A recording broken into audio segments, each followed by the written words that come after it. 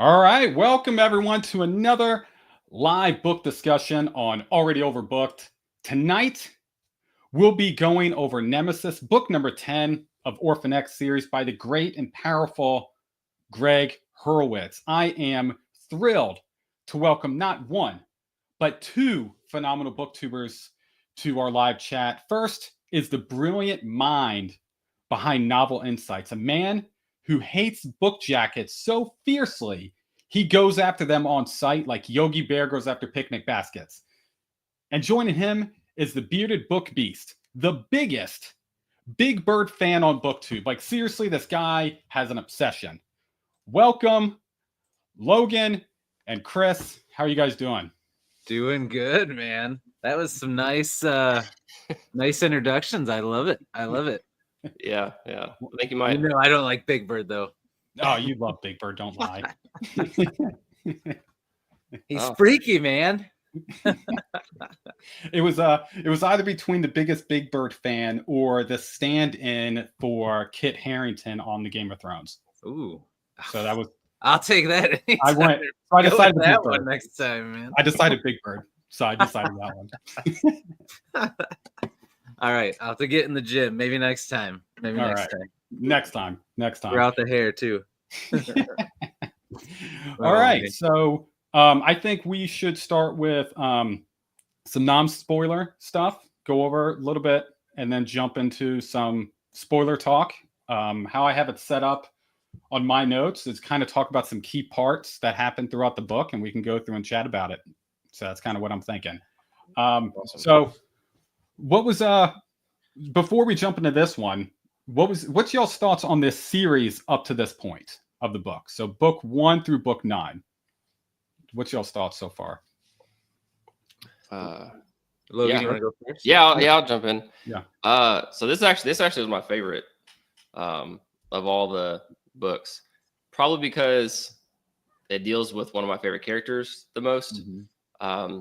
And I really like how Gregg treated the character. And so basically, you know, the book was probably the most kind of, it held me, you know, to the pages the most. I could not let it go. I could not stop thinking about what was going on. And I cycled through all the books really quickly, but this one, for some reason, it was the one that I wanted to get back to the most. And I was happy in the way the way Gregg treated everybody in the book. And I thought that some of it was frustrating. Some of it was kind of annoying based on what you know about the characters in their past. But overall, this was one of my favorites, if not my favorite, one of my favorites, but I'll throw it up there and say it's my favorite so far. And that's not just because of this discussion and just because of the live stream and anything like that. The other one of my favorites would have been the one where Evan Orphan X is up against the government. That's also an awesome book. Yeah, I think was that 2 or 4 or something like that. Gosh, I don't know. Yeah, 2, 3, or 4 somewhere around there. Mm-hmm. There's so many now. It's awesome that he's written so many that it's hard to remember which number was which now. Yeah. That was a good one though. Yeah. Hellbent is probably my favorite one. That's my favorite too. And I think it goes Hellbent, Into the Fire, and then this one as probably, if I had to vote, on my top 3. I think for me, for this one, I really enjoyed the beginning and really enjoyed the end. The middle kind of took me out of it on some points. And that's just my only difference between why this wasn't my personal favorite. But the ending, man, got me hard. It hit me hard where I think about it constantly. Yeah. Constantly. And speculating kind of what I think might happen next in the book. I know. He's so good at leaving you, even though he wraps things up, he always leaves you like hanging with something. Mm-hmm. Yeah, I love this series, man. It's like become one of my favorite series. And I remember when I found it, it's actually funny how I found it. My library has like a by the door when you leave, they'll just throw random books there that they're getting rid of, and it's like a free take shelf. And I just saw Orphan X on there. I'm like, oh, that cover looks kind of cool. and it said, you know, like #1 of a series on the side. I'm like, I'll check this out. And I like read it in like a couple days, loved it. And then I started reading them all. And I think at that time, I think only the first 3 were out or something like that. But yeah, I love it, man. It's so good. It's like, I remember when I was much younger and I read Repairman Jack. I loved Repairman Jack, and I always thought, man, it would be so cool if there was a series like this, but without the supernatural stuff. Just a dude that like lives off the grid and helps people. So then when I read that, I'm like, oh my gosh, I spoke this into existence. And I just love it, man. I feel like as the series has gone on, like, I mean, he was a good writer to start with, but I just feel like he's gotten better and better with a lot of the stuff that he writes. Like it's gotten to the point where he writes characters that aren't the main characters just as good. Like he makes you care about all these extra and side characters so much that like a lot of times, like in the beginning, you're like, oh, I don't care about this character. Like they're such an ass. Like I hope they get what's coming to them. And then by the end, you're like, oh, I don't want him to get what's coming to him. You know, like he's just, I don't know. It's really good. The only thing, well, I guess no, I won't say that. Well, I'll say that for spoilers later. There's one part of the series that I didn't like that he took a turn from. We'll talk about it later. But I love this one. I would say Hellbent is my favorite, and then it could be recency bias, but this one would probably be second for me. But yeah, Hellbent was very good. So who's your so I agree. He does a very good job with his side characters. So who would be your favorite character? Who's your favorite character? Is it Evan? Mine is Evan. But man, I mean, you can't go wrong with any of the main 3, Joey, Tommy, but Evan is my favorite. I really do love him. What about you, Logan? Tommy's, I mean, there's my bias there, but Tommy's my favorite because man, I think he's the biggest character other than Evan. Yeah. Joey is right up there too. Mm-hmm. In fact, I'd probably even say that his ability to write this brilliant, out of place teenage girl who has the smarts and skills beyond, you know, basically every other adult,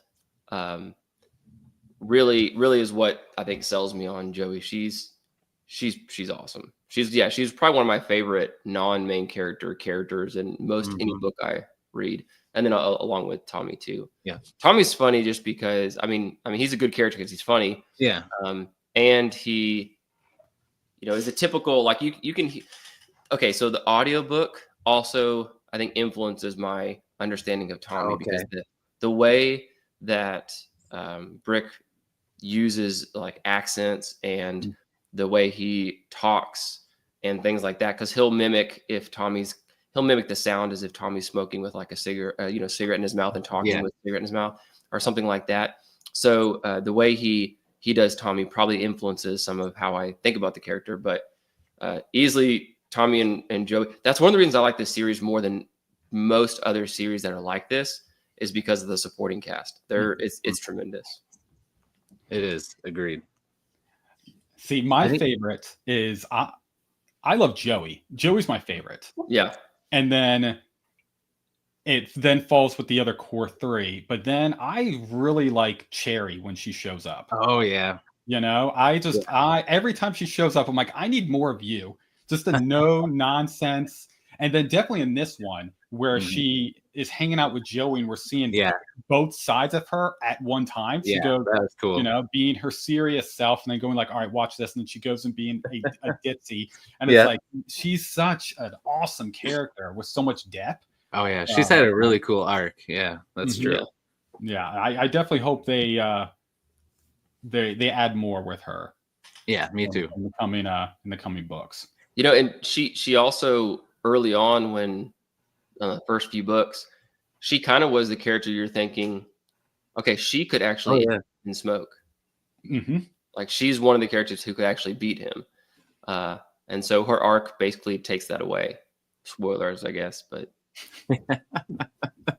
It happens early on in this series. It's not that, Oh yeah. that big of a deal. But yeah, she is one of those that was a threatening character, Yeah. and then now it's kind of, you know, now how she does that in her mind, I will never know. If Right. someone attempts to kill you, how you then are like, yeah, I'll drop things and do favors for you. Yeah. Mhm.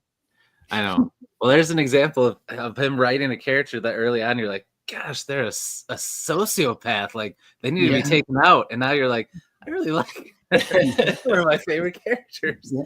It's crazy. It's how he just writes his characters. Mhm. What I really like about his books is none of the characters seem like a blend of another character. You know, Oh, I've yeah. read True. a book recently that I DNF'd, Mhm. and if I read 3 POVs and each character felt like the exact same character, and I'm like, you all have the exact same Yeah. voice, and all of you, like everything about them was exactly the same, other than like they were 3 different people. But Gregg doesn't do that. Like in his Right. book, it's like you don't have to tell me who the perspective is. I just go, oh, that's Tommy. Oh, Yeah. that's obviously Evan. So the way they do it is done so well. Mhm. Let's say hey to some people, and then we'll jump in a little bit more. Yeah. We got Grifton. Man, I know. I feel like I need to go put a tie on. I know we said that to him right away. He's looking sharp. Just this. I put on just for this. Oh no, he's being too fancy for us. And then we have Mr. Wizard himself. Andrew. How's it going? And then Andrew said, DNF say more. Cracks me up, man. Like I think I DNF a lot, and then I listen to Andrew, and I'm like, man, I don't DNF even as close as what I should. I feel like, you know, he's so funny. I was 1.5% in, and I was like, nah, this is not working for me. He gets to the first few sentences. He's like, First word. I'm done. I'm done. Oh. Yeah. Man, you need to get to the series. For real, Yeah, man. I appreciate you jumping in. And- It's so good. And Grifkin, I didn't spoil much, I promise. Yeah, no, nothing major. There's 10 books. If I said something, it's going to be in the first few books. So, you know, I won't spoil the end of the series. Well, I guess we will. you know, We're the going series. to. Eventually, yeah. We're going to spoil it. Oh yeah, not now. Well, and something else I love about these books, for those of you that haven't started it Yeah, yet, that first page. I was gonna say he has done that. If you have not started the series yet, I think you guys will agree. But when you do, these books just fly by. Like the way he writes them, so quick. You know, even like this one was what 400 some pages or something like that, right? And it just flew by. Yeah, I I read it. Very quick reads. Yeah, I think I read in 2 days, Mm-hmm. and it didn't feel like I was reading a 400-page book. I felt like I was reading a very short novella of how like a quickly novella. you're Yep. flying through these books. Yeah. And then Logan, you read the whole thing in like all 10 books in like a week and a half. I feel like. It seemed like I it. audiobooked them from middle of December to middle of February. That's still That's crazy. impressive. Fast. That's still Yeah. crazy fast. It is. Yeah. And I that drive shows a lot, how good it is. so- Yeah. And I do listen to them sped up. So I drive a lot and I listen to them sped up. So gosh, what is that? Like 8 weeks. So I was like, it's basically like a book a week, something like that. That's really good. Who's the narrator? I have no idea. Scott Brick. Scott Brick. I still haven't listened to any audiobooks from that. I need to because you said they're really good. I'm gonna have to listen. They're good. I've listened to 1 or 2 of them. Like I listened to them and read them at the same time, whatever that's called. Immersive. Immersive, thank you. Yeah. Yeah, so I did immersive reading with it for a few of the books. I think not this one, but the previous 2. Mm-hmm. So, and they were good. They were good. He does a real good job with them. Yeah, they are. His voices, I think, are pretty good. Mm-hmm. He, I don't know if he does the. Oh, I forget the book. I read one book by Hurwitz. It was the Death something or another. Oh yeah, What's that I called? know what you're talking about. I didn't read it though. Yeah, it's like the panel that chooses to look at death Okay. penalty cases that got off on technicalities and they take it in their own hands. Yeah. I read that, and I can't remember if Scott Brick did that one too. But again, kind of the voice. He's whoever did it had different voices that made it pretty good. But that one was awesome. I really like that book. Evidently, it's a series. Zach told me it's a series because I didn't know that. I thought this was a standalone. I didn't know that either. I thought it was a standalone. No, it's a series. And but I like that book. And so, basically, Chris, you kept talking about Orphan X being one of your favorite series. And I was like, okay, as much as other books you read, other genres you read, and this is the one that you like a whole lot, I thought I got to try that out. And then I found out Josh has read. First of all, Josh, you read all the Reachers in a year. 1 year, yeah. And there's 272 of them. So pretty much, yeah. Yeah, they just newest one's to 273. Yeah, 273 now. So then I found out you read the Orphan X, and I was like, well, I got to get in on this because it's kind of so. If someone does something that's out of character, and then also they really, really like it, then to me that's a signal saying, okay, I got to check that out. Mm-hmm. Yeah, sure. Because it's too easy for those kinds of books to just go into the category of not my genre, not really interested, right? Kind of stuff. But if it stand out, that's what piqued my interest. Have you read Dresden, Logan? No, but I do have book 1. Okay. Yeah. What you need to do for real, you need to grab Repairman Jack. It is so good. It's so good. So Chris went Repairman Jack, Orphan X. I went Orphan X, Repairman Jack, and it is so good. It is probably going to become one of my favorite series of all time. I am book 8, I think. So it's What's so the good. Premise? Basically Orphan X, but with a supernatural flair. Okay. But there's a guy that he's a repairman. He fixes problems for people that can't fix them themselves. Gotcha. And he kind of lives off the grid. But he kind of did it himself. He's not part of like an Orphan X type program or anything like that. He wasn't a former assassin. He's just a dude that kind of taught himself how to live off the grid and taught himself how to, I don't want to spoil too much, but basically he takes on a case helping someone. So each book is like kind of like with Orphan X, he's helping someone. Same thing with this, but then there always ends up being some kind of supernatural undertones in the end. But most of it is very grounded besides the supernatural part. All right. Because there's an overarching story going on, but it's really good. I think you would like it a lot. How many are there in the series? Oh gosh, I think the original books 17, 16. Yeah, I was gonna say 16 or 17. Yeah, and then he went back and he did a prequel, like young adult of when Jack was a kid, and trilogy, and then he did a trilogy that is no supernatural really at all, and it's like when he first got to New York City before the main series starts. So there's probably like 22 books then. Well, and then actually he did go back and write one more book in the middle that's set at Christmas time that falls between a couple books, but that's it. And then there's some other series that is parallel to this one that you can go through. And there's a lot. I'm reading one a month. Just start with the regular book, and then we'll fill in the gaps for you. Because originally he wrote, which I want to do, and maybe you guys can help me with this eventually, but I want to do a deep dive into Repairman Jack. But originally he wrote like a 6-book series, and Repairman Jack was only in the Tomb, which was one of the books. And like each book set up a different character, and then they all came together to kind of fight this evil in the last book. But people loved him so much, he ended up writing his own series. And then he actually went back and rewrote how that whole thing went, with Jack having a bigger role because people just loved him so much. So it's very interesting. It's good. Who's the author? F. Paul Wilson. Okay. It's Paul Wilson. I don't know why Chris hates him so much, but it's Paul. It does sound like that though.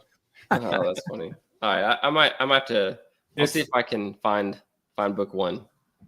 I say go through book 1, and if you enjoy it, continue, and it just keeps getting better and better. It's very good, man.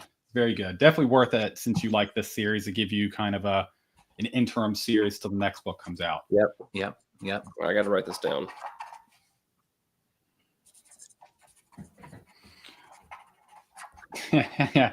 Andrew's gonna make the same joke. I got Andrew too, and he did a short of it too. He's like, it's really good. Definitely read this book. And I was like, why do you hate Paul Wilson so much? Why does everybody hate Paul Wilson so much? I think he's a cool guy, and y'all all hate him. All right, so let's jump back into this book. So let's just start at the beginning. The book started with how how Tommy and Evan met. How Tommy and Evan met. That was cool. What was your what do you guys think about that dynamic and how they both kind of met based off of that little girl experience? Yeah. So to me, that I think was more critical for Evan than it was for Tommy, because Evan basically was in that situation was assessing Tommy's moral compass. So how Tommy responded. Oh man, it's not as much humor is going to be in the chat now. But no, how Tommy handled that would show Evan if Tommy's moral compass was aligned with Evan's. So I think that was kind of like a testing of whether or not Tommy and Evan are going to be compatible, because let's just say that's 10 books later, how much time, that comes to a head in this book. Yeah, because that's challenged, and that's essentially the reason this book exists is because that assumption and judgment he makes right when they met now gets contradicted. Seems like. Right. Yeah. I agree. I liked it a lot. I thought that was a cool parallel, just like you said. And it just made me think that when I pre-ordered that book, when it did come in, I did get one of those challenge coins. Oh, I knew I remember seeing you get one, and you're like, no, I didn't get that coin. I know. And then I'm like, oh wait, yeah, I did. But it was pretty cool. The whole setup of it was pretty awesome. Yeah, I agree. I like that. That was a good way to start it off. Yeah. And can you picture him any different without other than a trucker's hat or whatever it was, a red trucker's hat he was wearing or something like that? Yeah. No, I'm picturing like an old grungy man, like old veteran man with his trucker hat on. Yeah. Very see what I really like about their dynamic with that beginning. You see the big difference between how each of them see power. So you have Evan, where it's more of a brute solo, I can do this on my own kind of power, while Tommy is more of, can he go through and be brute? Yes, but he's more about friendship and more about collaboration with other people and working with others. And I feel like them coming together is showing Evan, hey man, you don't have to do it all by yourself. And I think that's why they connected so well, because it's like, okay, I can kind of actually lean on somebody else. Right. Yeah. And that does happen with Joey a little bit too, throughout some of the books. But this of course predates that. Yeah. So what was funny about this book too is, throughout the whole book, but seeing, because it's never written in first person, but we're usually always with Evan, like, so it almost feels like it is. Yeah. And it's funny to see him through other people's eyes more. Like I feel like it happened more in this book, like the whole diner scene where like you see how charismatic Tommy is and how he can connect with people, and then Evan comes in and he's just so awkward to other people, like lining up all his silverware and he's just so out of place in that environment. And it's just I almost forgot how like OCD and weird he can be, because I'm just so used to seeing how he was interacting with Joey and other people, and he doesn't, because he's always around his friends, he doesn't seem as weird, But then when you drop him in a situation like that and you compare it to Tommy sitting in the same booth and how different they are, that was interesting to me. I enjoyed that. Yeah, they are pretty opposite in terms of that, because he's, you can just see, you could really picture that, if they're together in public, what they would look like. Oh yeah. He does. I think this is what you mentioned earlier, Josh, but he does a really good job, not just distinguishing like personalities, but down to the, the small things that make each character their own.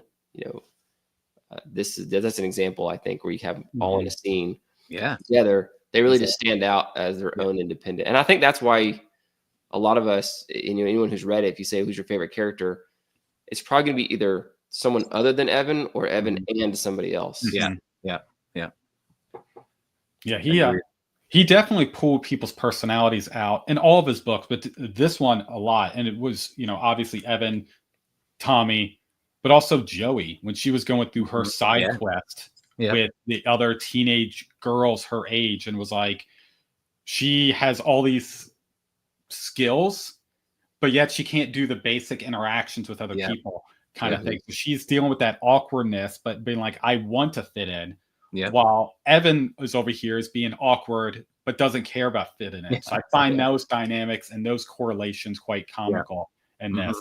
And there was a lot of comparison between different characters in this book of how certain people lead and how other people go through and lead. And, I have it on my notes. We'll go through and talk about a little bit later, which I found very interesting. A lot of yin and yang, which I feel it kind of how this book started with two sides of a coin being split up.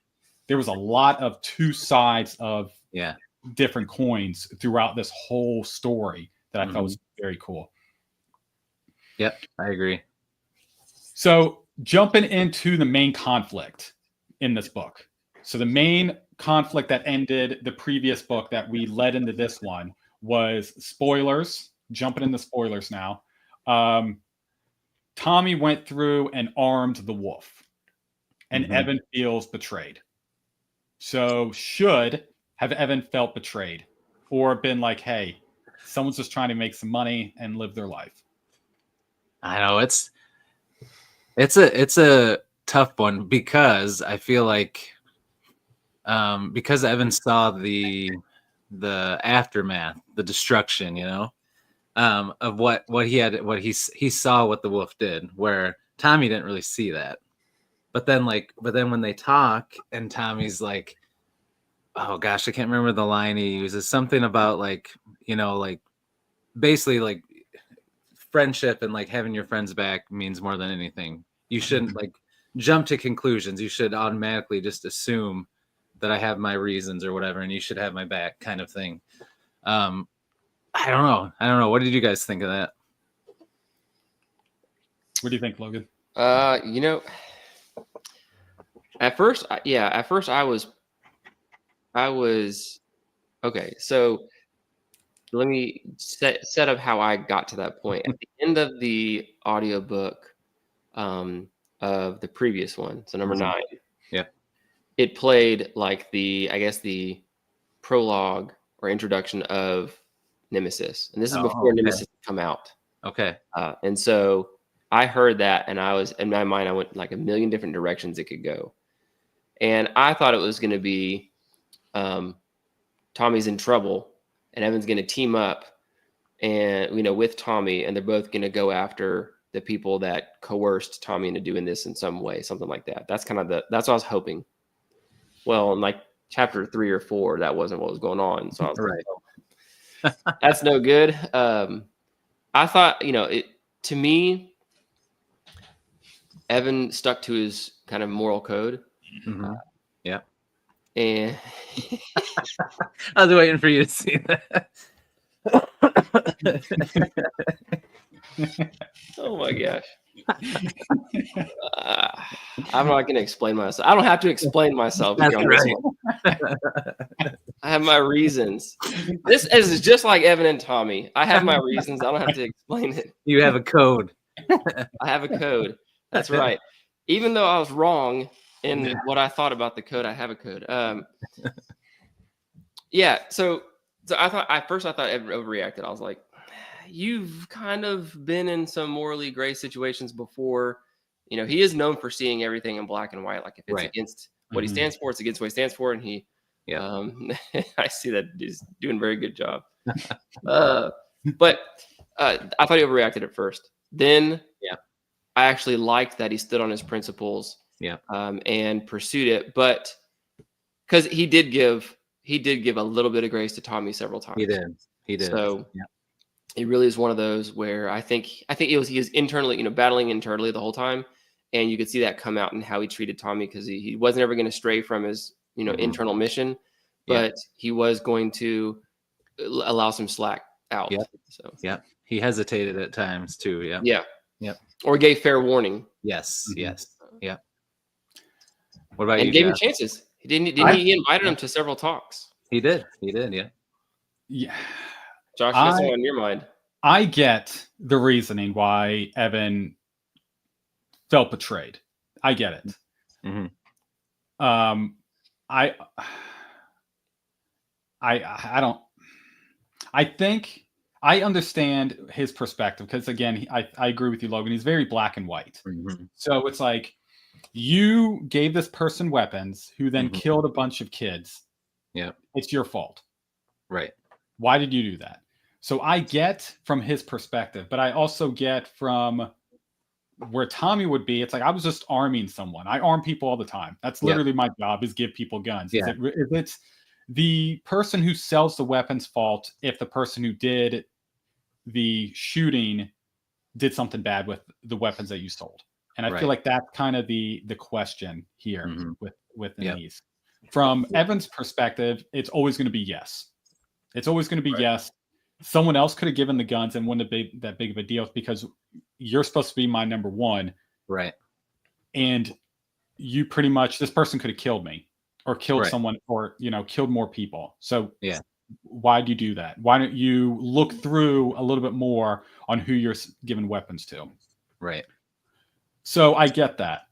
I really liked within this is after he confronted Tommy the first time, and Tommy said, well, leave.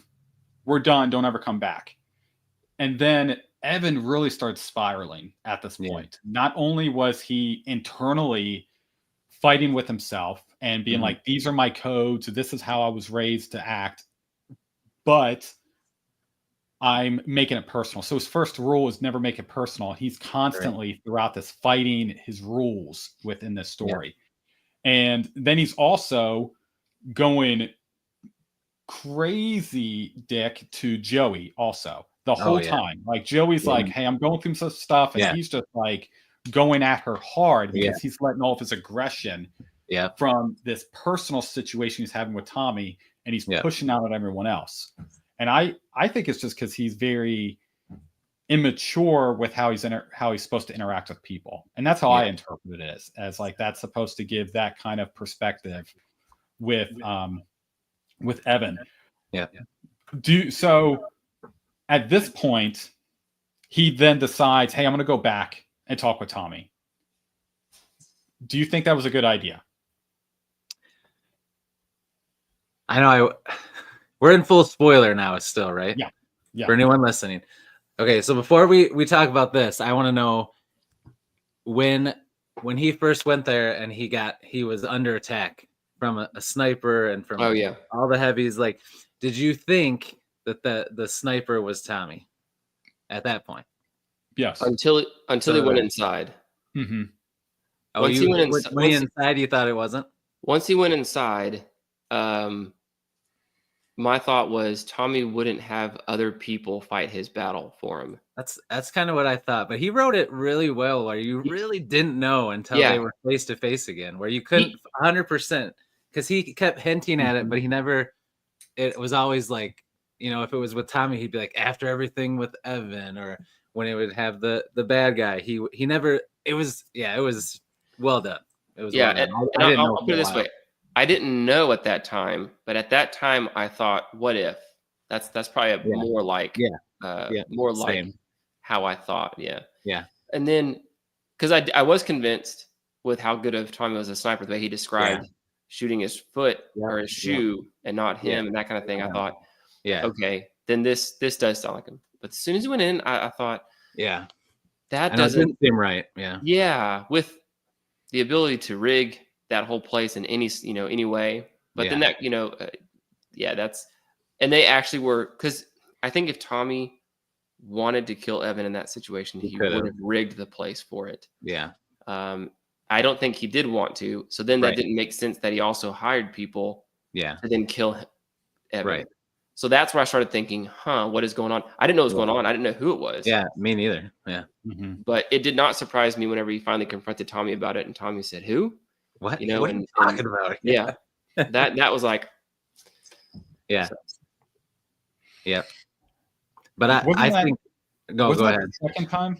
Wasn't it the second time when he went back? Because the first time he talked with Tommy. So yeah, the second time he went to go back to talk to him, and I do wonder how that talk would have gone if Tommy was just there hanging out, like. Not these booktubers. Yeah. Sorry, if I'm on the stream, then palate cleanser. You can read whatever you want. You can read whatever you want. Well, we're gonna read we're gonna find we should do thriller books all the time because we all love them. I do this kind of thing. We should do this kind of thing more often. There's plenty of horrors have a thriller element, and fantasies can definitely have the thriller fiction, crime fiction type elements too. Yeah. In fact, the fantasy I tend to like are the ones that have elements that are similar to thrillers. So, well, that's why you should read Repairman Jack. It has a mixture of everything. Fantasy mix in there. There you go. Yeah. But yeah, going back, Chris, I'm curious. Do you think they could have talked it out? I know, because I don't know. I feel like they were just butting heads. They were just at an impasse, and like each one just wanted the other to come all the way to their side. So I feel like they would have just kept going in circles. But I mean, even that first time, it was cool when Tommy told him to leave. He said, "Come here," and he gives him a hug. Like that was pretty cool. And then he's like, "Don't come back," but he still gave him a hug first, you know. Yeah. So I mean, there was love there. They would have got it hashed out eventually, but it would have been a little bit more boring of a book, though. we needed the misunderstanding and the action to kick it off. But yeah, I don't know how that second talk would have gone. I think Evan, like with his personality, he almost needed, even though he was so gung-ho, like saying, "I have this code, he broke it, he's wrong, he needs to pay." He also was spiraling, like you said, and I think he needed his people and his things to be in order. And I feel like he would have just kept trying to go back to get through to him. But so I don't know how it would have worked out. It's interesting. I also want to throw in there, I think Gregg was smart not to write a second talk right after the first one without much changing, because there wasn't really much that changed between. Right. It would have been the same talk. Yeah. Yeah. So, or you would have had a completely different talk, and the reader would have been like, "Well, why is it different this time?" So building in a setup, rather than a talk, I think makes a lot more sense. Kind of like, how he confronts. Well, I know when we get there, but we'll get to that point eventually. But how the many times he talks to Tommy at the in the new town. Yeah. Calvary.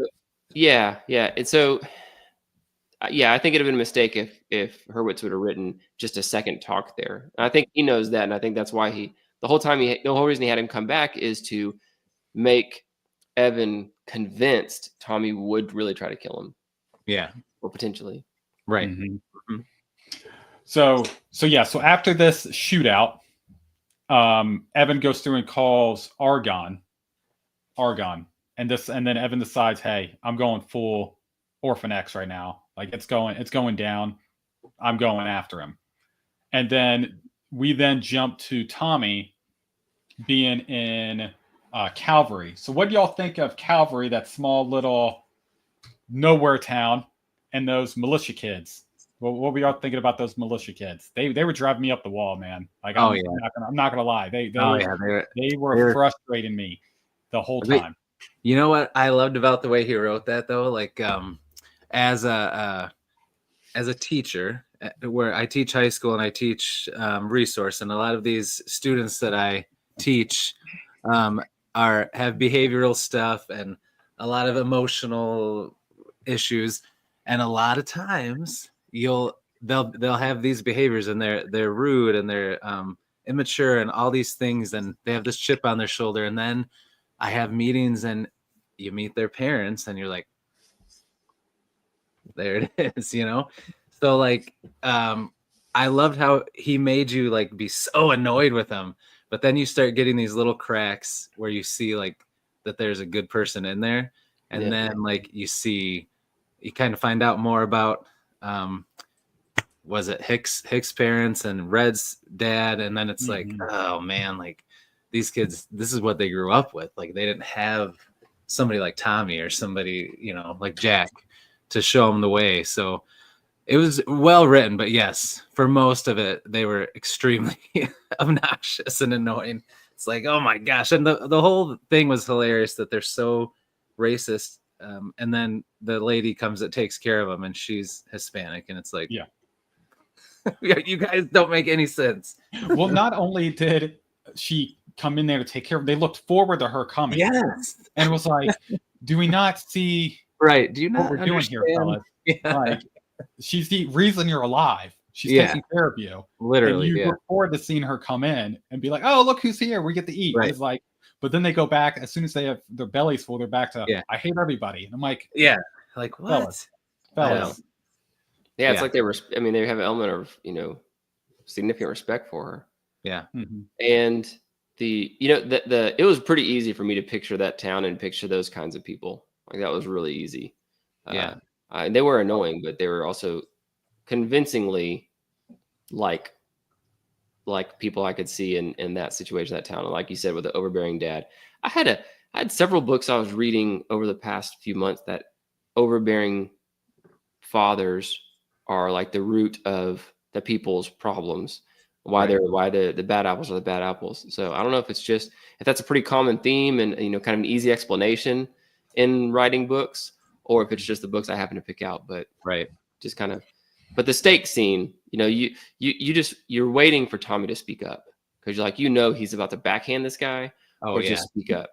That was a great scene. Yeah, so good. And it was exactly how you'd expected. Once you feel it, once he sat down and started talking to the dad. Oh yeah. And then you realize that the son made steaks. You're like, oh, I know exactly how this is going. Mm-hmm. And sure enough. Yep. So what do y'all think of our main baddie? So Janice and the Horsemen. What do you think of old Janice?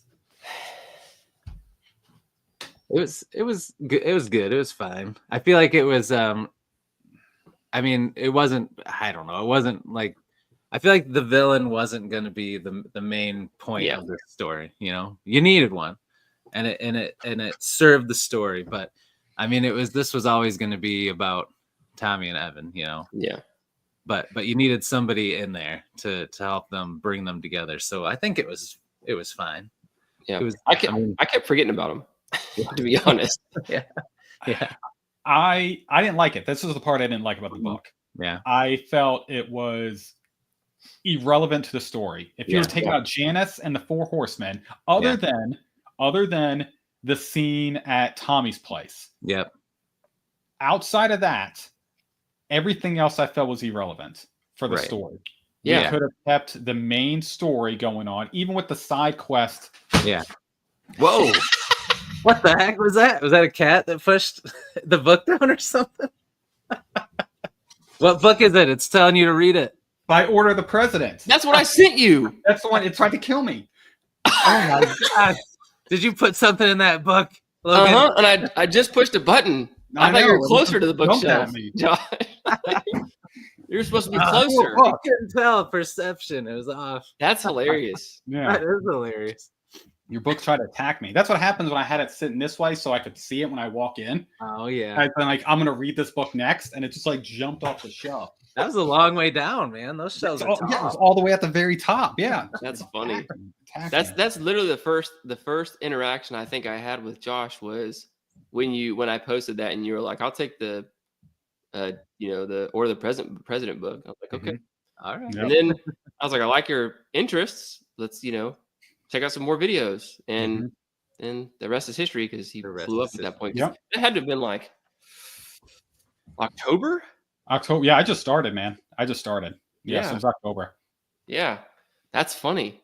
It fell on a live stream with me and you. That's hilarious. Yeah. Yeah. What are the odds it would be that? That's pretty cool. There aren't odds. That's like just it just never happened. It just Seven happened. one time. That was not on the my mini falls. Then something weird's really going on. Yeah. What? I just Because he got that one for me, a book he got for me. If Yeah, that well, one falls, yours is right. The one Illborn's right there. So it's right there. yeah, And that's right. that's normally put in. So if that thing flies at me, I'm leaving. that I'm one's thick. I'm gonna call a priest in here. Oh man. Oh man. But yeah, going back to this, I wasn't a fan of Janice and them. I Yeah. felt like that story. I think the only They were reason forgettable. they added this character in is I think they're gonna be more to them in the future. I think that's all what it is. I feel like that's all the only purpose of adding that character into this one. Yeah, it's got to have more to come. I agree. Not only they weren't really a formidable opponent. Like they weren't good. Right. Like they just They were supposed owned. to be though. Yeah, were they supposed to be set them the up best with all of the those best. short little things where they're taking people out, and you thought like, oh man, who are they going to go after? How's this going to go? But then, it fizzled out. It was not. Yeah. there. So they're supposed to be the best of the best, like you said. Yeah. Completely fizzled, and you find out they're all replaceable. Well, Yeah. it's like, well, then you don't have the best. Right. Like Evan is not True. replaceable. Yeah. Yeah. Exactly. Which I still can't believe, Josh, that you picked James Reese over Evan Smoke in any situation. in your comparison of all things being equal, if it's a long hand-to-hand combat battle, I guess that okay, it does make a little sense. Yeah. The thing with Evan though is it never would be a neutral hand-to-hand long drawn-out battle. Like that would never have happened. He would make sure it was in his favor somehow. If he had a plan from the beginning, if it was like, all right, you're going to fight this person, yes. But there's been I've had the same argument with people saying Batman would always win against everyone. It's like, yeah, if he has time to plan, he'll win every time. But if you just grab him and go, I think James Reese would put him in his place sometimes. Yeah. Every time, no. Sometimes, yes. True. I'm with you there. Fair. That's I mean, it's kind of like if you're in a wrestling match with Reacher, like I get it. Evan's normal and normally built, and Reacher is gigantic and extremely strong and whatever. I get that. Yeah. Okay. Fair. I can believe it now. Yeah. I'm convinced. So I mentioned this at the beginning where I really liked how Gregg did a comparison between characters. So in this, I felt it was very interesting. I wrote down everything is in his utility belt. That's right. True. That's true. But he switches things out. I've had this argument with people. So Gregg did back-to-back chapters between Tommy on how Tommy was with the the militia kids, and then how Janice was with the Four Horsemen. And I feel like it was again the coin, one on each side, where we had the leadership style of Tommy, where he's trying to coach these individuals. Yeah.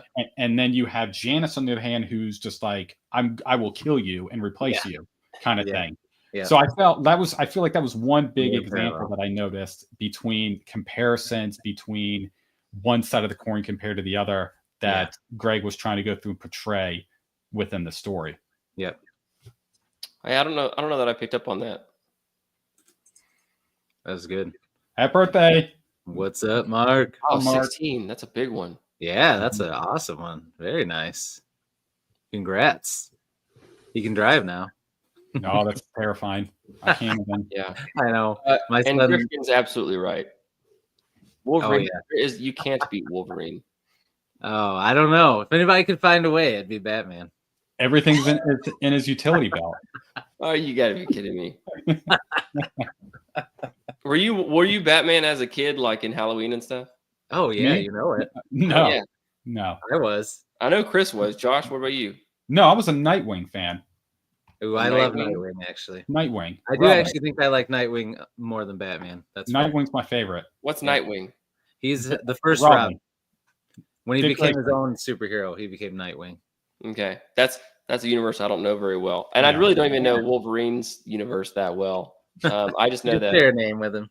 it was super easy to tape 3 things to your hand, and then you were essentially Wolverine. It didn't have to be Halloween. I fought trees with sticks, and I had wooden spoons on my hand. I had everything. Yes. It's like a utility. It's kind of like utility belt. Yeah, there you go. Same thing. That's funny. Okay, Nightwing. Nightwing. Check your box of comics. I know you probably have at least one. Man, it's getting into the Flash and Punisher territory. Like I'm running out of other things to put in between them. It's primarily, I don't know why. I think I had a Flash T-shirt and I was like, I'll buy a bunch of Flash. Mistake. So far, Flash is like the worst comics I've read. The Punisher is hit or miss. I think I liked the idea of a vigilante, but some of the Punisher comics are just, I don't even know why. He's just a criminal. Like this depends on who is writing them. Yeah. Somewhere not that good, yeah. Yeah. The Punisher comics are okay. There's the graphic novels later, like the Max ones. Yeah. Those are the ones that are just gruesome and brutal. They're a little edgy, yeah. Yeah.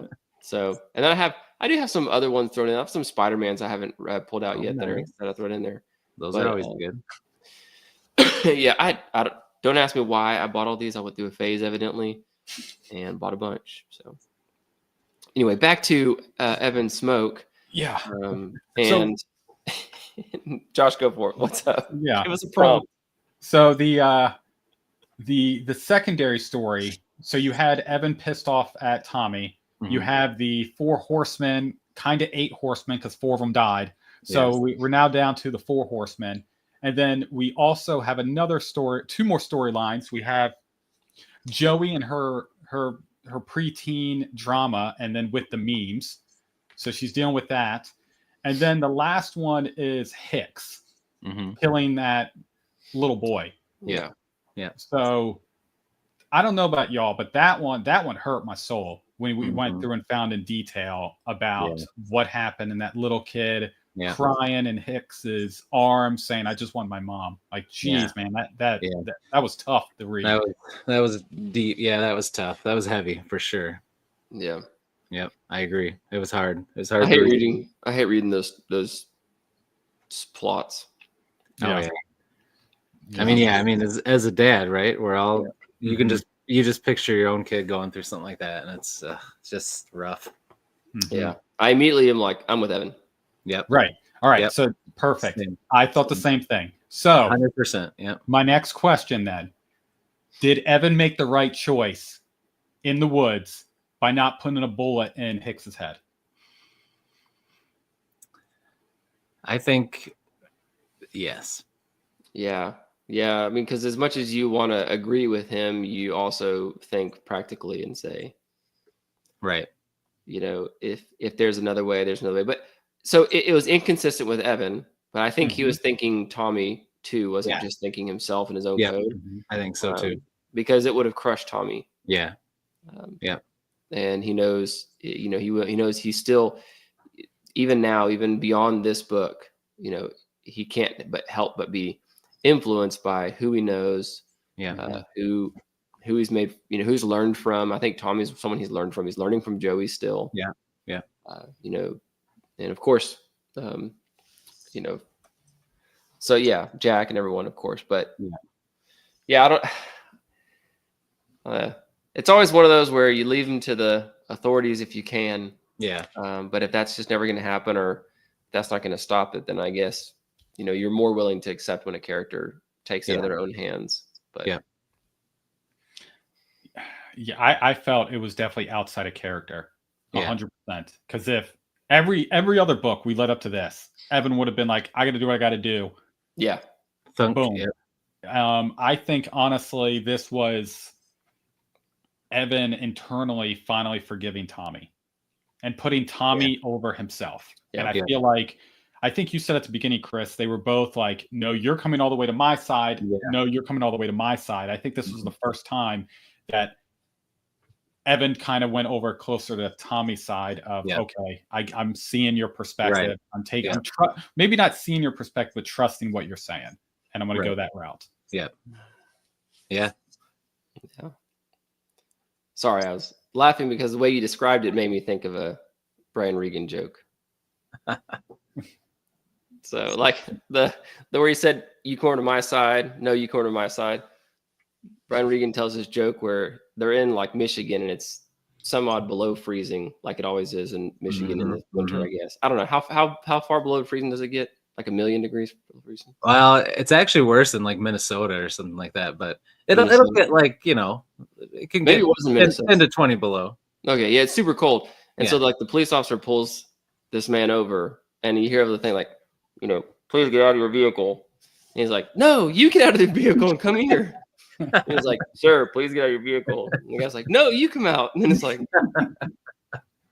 "All right, slow down, have a nice day." You know? Neither one They wants to refuse get to out. both get out because it's so cold, and then the That's guy just good. lets him go. Oh, I no way. I clicked on the wrong one, but that's funny. So yeah, add a character or character development. That's a good question. That's a very good question. So Well, I guess we don't know. I think it for him. I feel like at that moment it was a character development because he went through and changed. But what happened at the end, I don't think he's ever going to do that again. I feel like Evan's going to start spiraling out of control. So end of the book, Evan goes and decides to mentally mess with Janice. I don't know why you didn't go through and just kill Janice. I feel like it was a terrible idea. Right. But I feel like him letting Janice survive is him now, like the same reason why he let Hicks survive. He let Hicks survive, and it's like, all right, now I'm going to let this person survive. And I feel like that was starting for him to be like, okay, maybe I shouldn't kill people. Right. And that's why he let Janice survive. Yeah. Which then led to the very end where he was going to talk to his buddy Tommy on New Year's, Christmas. I can't remember when it was. I think it's Somewhere around after then. Christmas. Yeah. And we find Tommy dead. Mm-hmm. So the end of the book is old boy Tommy's dead.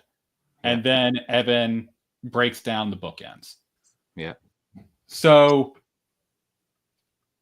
what was y'all's thoughts on that, how it ended, before I jump into my next question?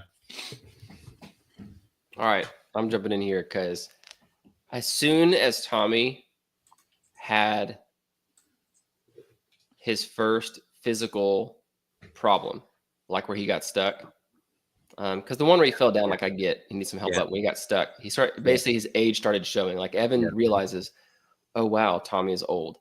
Yeah. I knew at that point, or I didn't know. I figured and hoped at that point this book was going to be them going together and taking down some, cabal of some sort. Mm-hmm. And I thought Tommy was going to go out and, a blaze of glory at that time. Glory, yeah. Right. Yeah. Because he was getting to the point where it's going to be hard to make him an effective character if he's breaking down this quickly. Yeah. So I thought that this allowed the reader to feel sympathy toward Tommy as he went out and to keep his integrity and his character intact. Mm-hmm. I think this was just as good as if he had gone out in the blaze of glory, but I foresaw this coming as soon as he started having these physical problems to where he couldn't really get around anymore. I was like, I think Gregg's writing him out.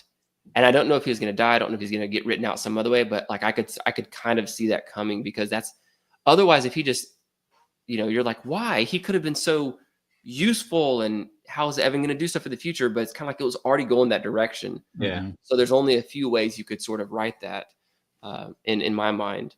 So those were my thoughts. I kind of saw it coming, but I didn't know how it was going to happen. And so once it said he was going to Tommy's place at the end, I was like, I think I know where this is going.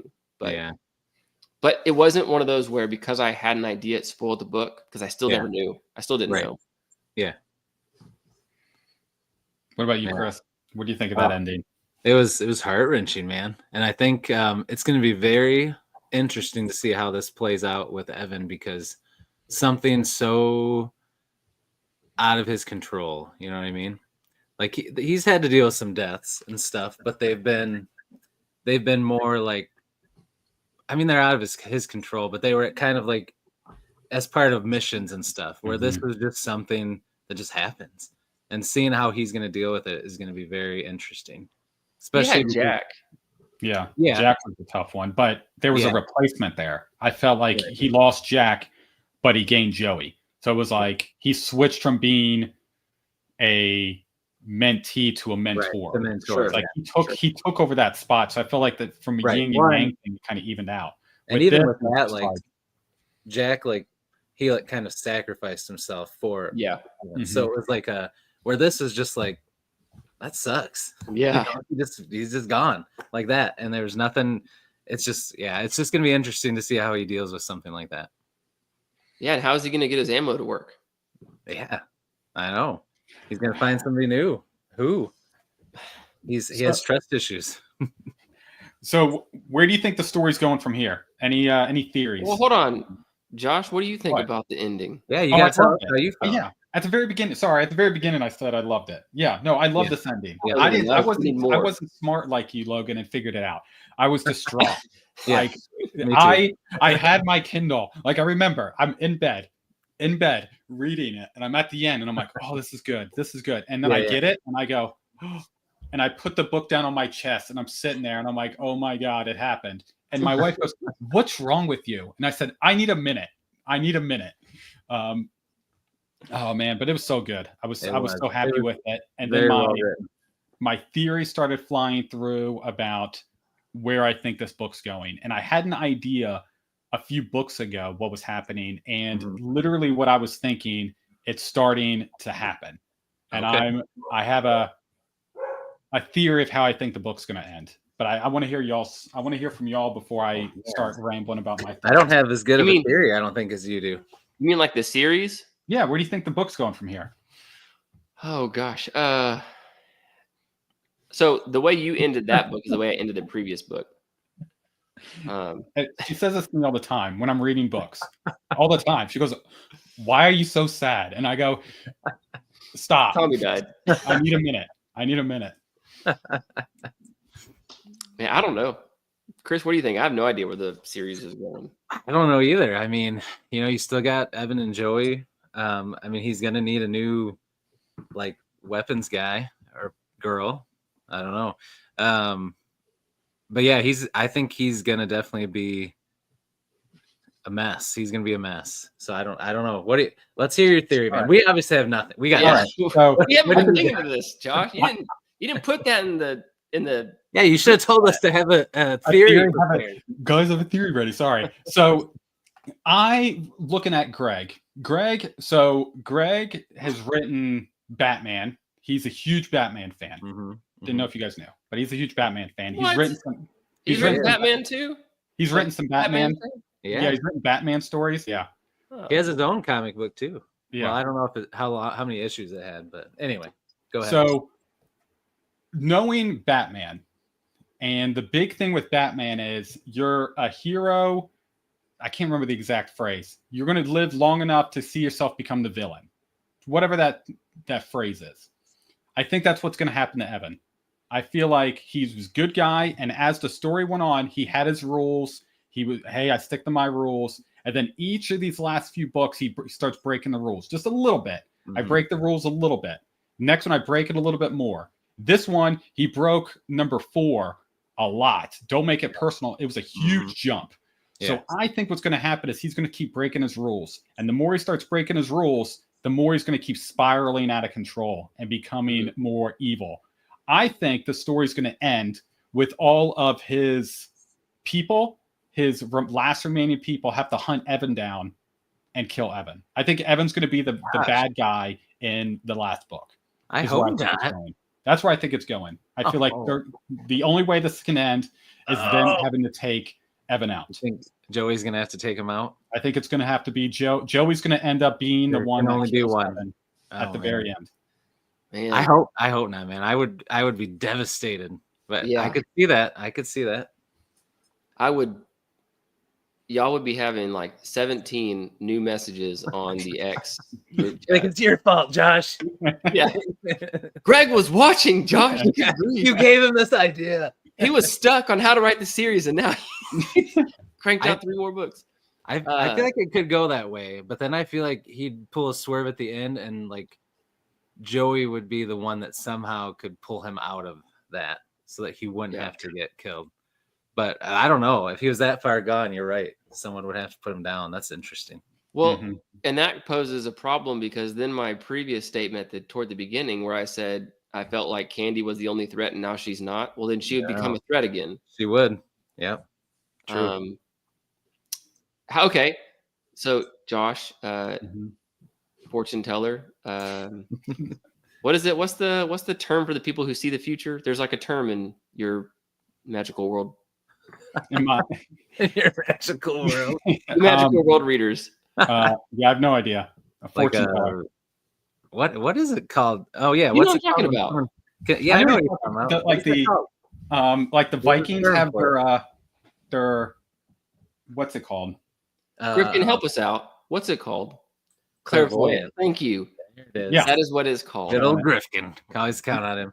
Thank you. Yes. Thank you so much. Dum-dums over here. Yeah.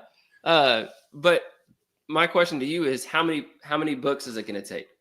Yeah, how many books would it take for him to slip into such madness that he's the villain? I mean, are we talking like a 12-book series? Or are we talking 20 books? Because if it's 20 books, I'm okay with that. Yeah. So we're at book 10. I feel like the curve's starting to happen now. And we're really going to see it in the next one. I think he's going to go after Janice and that whole assassin's crew. Yeah. And he's going to go completely crazy and like really start murdering people. And then he's going to start killing. I'm calling it. He's going to start killing innocent people in the next book. Quote me, 3/12/2025. He's going to kill his first innocent person in the next book. Calling it right now.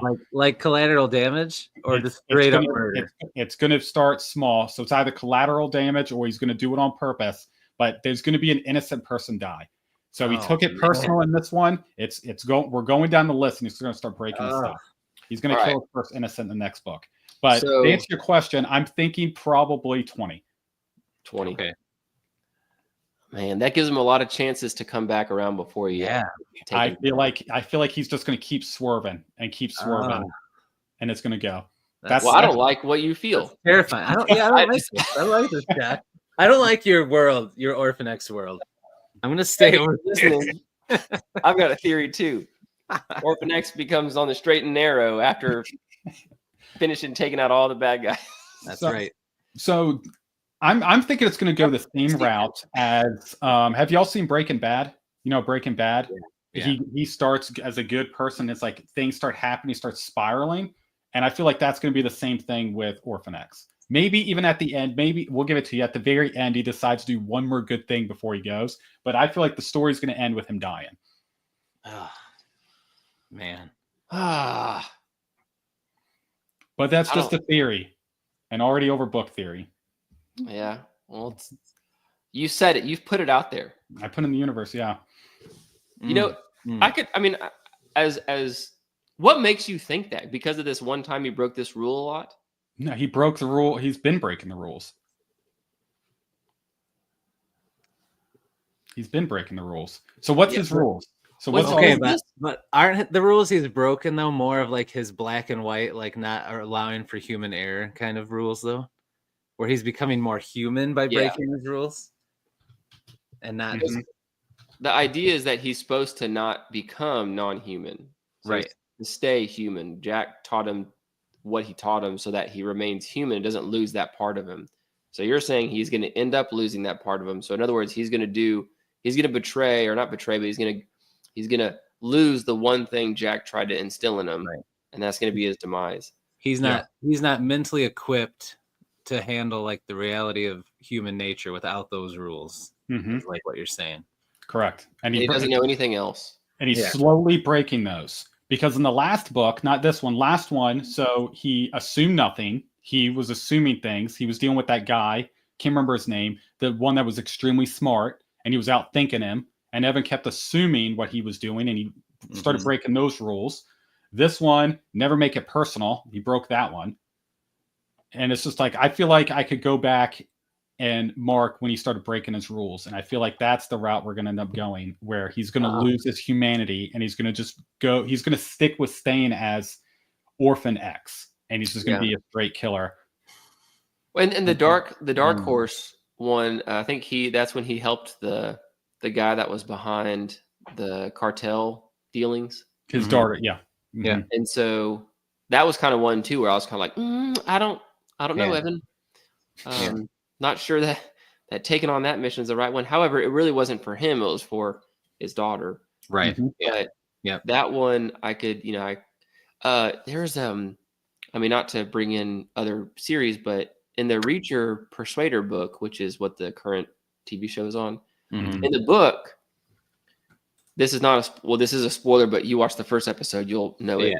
But in the book, you don't find out that Reacher, the cop that Reacher shoots in the beginning, is a plant until later on in the book. In the TV show, they tell you immediately. Right. The book you don't find later on. I hated that book when I actually was convinced that he had shot an innocent police officer. I was like, I almost stopped reading. I was like, I'm not going to read this. Right. If this is where he's going. Right. I mean, not really that, but that was my reaction. I still would have read it, but that was my reaction. And so, if that happens with Orphan X, I'm gonna have the same reaction. Mm-hmm. Josh is like, it's happening. I really until Greg shows me that I'm wrong, or he jumps on and go, that's not what's going to happen. I think that's where it's going to go. I think that's 100% where it's going to go. No, what he would do is he'd say nothing and just make us all just live in torment. All right, this is my theory of positivity. I'm going to put out there to combat this. Right, I agree with your theory already. What he's going to do is he is going to eventually, by the end of the book, he's going to create his own secret program where he helps all these orphans and uses Jack's teachings to make all these without the assassinating. But he's going to start his own thing. He's going to marry Mia, right? Is that her name? Mm-hmm. Yeah. Mm-hmm. That's one swerve I didn't like, that he's pushed them to the side. Mia and Peter away. Right. Yeah. Because I like that dynamic, and I don't like that they've kind of gone away from that. But anyway, he's going to marry her, and then the kid's going to be his son. Joey's going to be there, and it's going to be like Luke Skywalker with the Jedis and the Jedi Temple. He's going to make a bunch of little Orphan X's without the assassinating. That's how it's going to end. He's going to be living the good life. So he's going to start his own Bat family, is what you're saying. Yes, exactly. So I like that. I think that there's also a possible ending where he does just end up retiring. Yeah. And to live with Mia and Peter. That would be pretty cool. And knows that he can't be doing this kind of stuff to protect Peter's innocence. Right. Because Mia already knows, obviously. Well, not obviously. Grifkin, Peter. I mean, Mia. Yeah. But if he's still here, we basically have ruined everything for him. It doesn't matter. Just wait till the new book comes out and start there. Yeah. But yeah, so I think that he could just end up choosing something where he adopts Joey, or she becomes basically kind of like an older sister to Peter, and they just live normal because Joey wants to live normal. So I could see Evan giving into that and saying, here's my chance. I'll live normal with Joey, Peter, and Mia. So I can see it going that way too. And I don't think it takes 20 books for that. I think 11, 12, 13 books. I think you can get there. Yeah. But then how would she, because right now it's kind of like where she has her own code too. And she basically was like, I can't do this anymore, knowing what you do if you're going to keep doing it. So yeah, it would take something to bring them back together somehow, but I don't know. That's interesting. Yeah. I could see all those things happening. Let's hope Josh is wrong.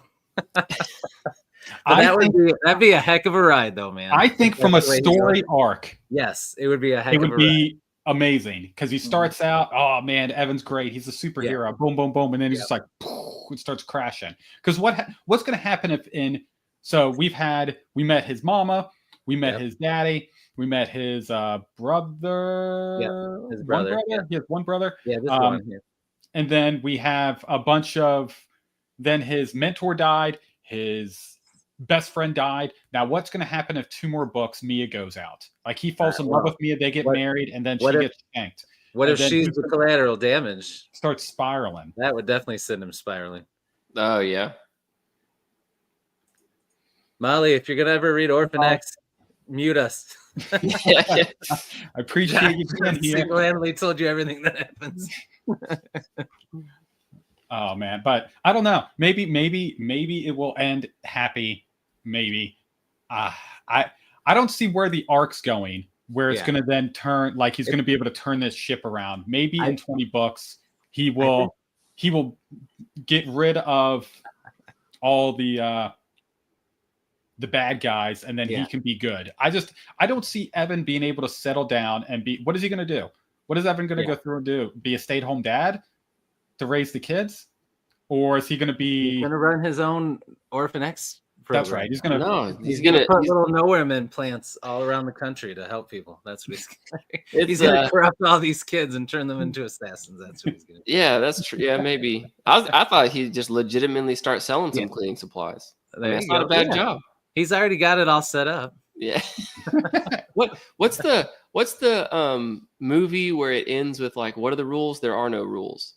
Like, what about that kind of ending? Oh, where he basically is like, rules will constrain you and keep you from being human. So there are no more rules anymore. And he just goes on to live life however he wants to. What movie is that? It'd be embarrassing if that's an embarrassing movie. Well, I mean, you said it and I'm like, oh yeah, but now I'm like, is there a movie that says that, or is that like Josh, don't look it up. It's gonna be an embarrassing movie. It's not fair. I'm kidding. I'm kidding. It's on the table already. So or is that just Fight Club? It's Grease. It was Grease. Grease. Grease. Grease. Like there are no rules. I don't the remember ending. That. The ending is there are no rules. Yep. He says the rules. There ain't no rules. Talk about racing during the racing scene. I don't think that's what I was thinking of, but I'll take Grease. Like that's what Google said. You were thinking about Grease. That's probably what. That's probably what it. I'll take that one. I'll own Grease. That's better than like Whatever It Takes or something like that from like man. So yeah, that's my thoughts with it. I know that's not a popular opinion within the I could see it going that way, but let's hope if it goes that way, it's a very cool ride. But then hopefully somehow he gets pulled out of it. But then, like you said, then how does it end? What's he gonna do? Like, I know that's true. He does write off Tommy well. So if he can do that finesse, but with Evan, I'm okay if he's turned heel and then someone's got to step up. So I get that. And that's why I think it's going to be. I think it's going to be Joey and maybe Mia's kid. I can't remember the boy's name. Maybe Peter. Maybe Peter will start growing up a little bit and be the one. No. No taking notes. Maybe. I don't see Peter getting involved. He's too much of a unless I mean, if we're going 20 books, if he's all of a sudden like 18 or something and it's later on and his mom is collateral damage from Orphan X, then maybe he does start to go after him and learn, and that would be messed up if he made him an orphan after everything he's been. I don't like that. I could see these things happening, man. I don't like it. This is like the theory is manifesting. No, it's coming alive. I don't like it. I never thought any of that until you said all that. Now it's all in my head. It's starting to make sense. I'm telling you, it's starting to make sense. I got a question I got to ask. All right. And this is about Orphan X series in general and about other books you've read. Me personally, I have my own opinion on this, but I won't say it. I don't want to bias you. How often do you read a book where the plot is basically kind of sets up this? Wouldn't it be nice if the main character all of a sudden had access to the one super genius tech expert. And then all of a sudden, there it is written into the book. Right. Because as much as I like Joey, I felt like that's what she was. It's like, really, he needs a super genius tech expert. And it just so happens that this one person Jack leads him to is this person who's literally better than the government. To me, I feel like that's a crutch that people use all the time in good storytelling on how to deal with the tech and the advanced electronics or online hacking, all that kind of stuff. They kind of add in this one character who like just so happens to be the best in the world at it. I don't know. What are y'all's thoughts on the books? Yeah. I probably read a lot of books that have that element or have that potential. I feel like that is true. But I feel like I think it had like a 2-layered reason. Like he needed her to be part of the missions, but like Evan would have never let her be like physically like because she can fight. He would never like bring her with him to go and fight and risk her life like that. So this allows her to be a big part of his missions, but she's safe in his mind because she's just doing the tech stuff, Yeah. So I think that's what it allowed it to do, but it was very convenient. Yes, that I agree. So I agree that aggravates me in 99% of the books that I read. So there's a book series that I truly enjoy and has that avenue in there, but does not do it as well as this series. So I feel like this series, Orphan X, the Joey character isn't just, I'm the best hacker, right? And that's what I'm here for. Why other stories I've read, it is literally that's their whole job. Is I need you involved, do your hacking thing, and then go in the background again. Right, and then disappear. Yeah. If you have multiple layers, then it bothers me, but not too much. Like I can deal with it and move past it, and that's how I feel with Joey in this book. Yeah. There's another series I don't want to go through and just spoil because I don't think you guys read at all. Well, now I know. I want to know what series it is, though. I think it's gonna spoil it if we know what it is. No. Okay. The Terminal List. Oh yeah, I read the first one. Okay. Well, the first 3 is very good. Yeah. After that, some things start happening, and they bring in a new character, and I'm like, I hate this character. And every time they show up, I go, I hate you. Like I really do not like you. What do you think about that character, Josh? Huh? So what do you think about that character? I don't like him. I don't like him. I don't like him at all. Is their first initial F2? No, it should be. It should be. No. And I can't say anything else about this character in the book because I would spoil it. But if I said it, you'd go be like, that doesn't make any sense. Maybe I'll tell you off the live if you're interested. But yeah, I don't like it most of the time, Logan, to be honest with you. I don't like not even just that, but going in and being like, oh man, I really need a person who's good at this. And then next page it goes, and then they are, here's a random person that just shows up going, hey, I'm really good at sniping. It's like, perfect. I needed a sniper. I needed that. Yeah, that's true. Yeah, I don't like that either. It's very cookie cutter.